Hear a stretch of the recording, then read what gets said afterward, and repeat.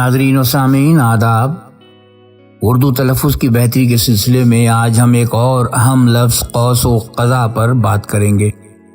ایک معروف اخبار میں رنگین تصویر شائع ہوئی جس کا عنوان تھا ایمسٹرڈیم میں قوس و قزح کے رنگ بکھرے ہوئے ہیں۔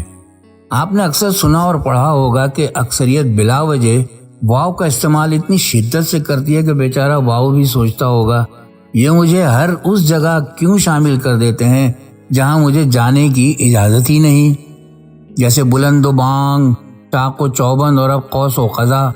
اصل میں یہ قوس قزح ہے۔ قوس کا مطلب کمان اور قزح کا مطلب ہے رنگ، یعنی رنگوں کی کمان، لیکن بار بار پڑھنے اور سننے میں آتا ہے قزح کے رنگ، جو بالکل بے معنی اور غلط ہے۔ دھنک یا قوس قزح فطرت کا ایک مظہر ہے۔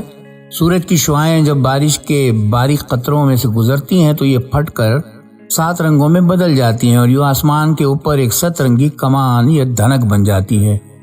دھنک کے ان 7 رنگوں میں سرخ، نارنجی، پیلا، سبز، نیلا، جامنی اور گہرا نیلا شامل ہیں۔ آخر میں اخبارات کی کچھ اور دلچسپ سرخیاں ملاحظہ کر کے لطف اٹھائیے۔ ایک سیاستدان کے نام کے ساتھ سرخی تھی اشیائے ضرورت کی چیزیں سستی کی جائیں۔ اب کوئی پوچھے کہ اشیاء اور چیزوں میں کیا فرق ہے؟ ایک اور سرخی ملاحظہ کیجئے، تبدیلی کا آغاز اگلے ہفتے سے شروع ہو سکتا ہے۔ آغاز اور شروع کیا الگ الگ ہیں؟ بہت شکریہ، ملتے ہیں اگلی ویڈیو میں، اس وقت کے لیے اجازت دیجیے، آداب عرض ہے۔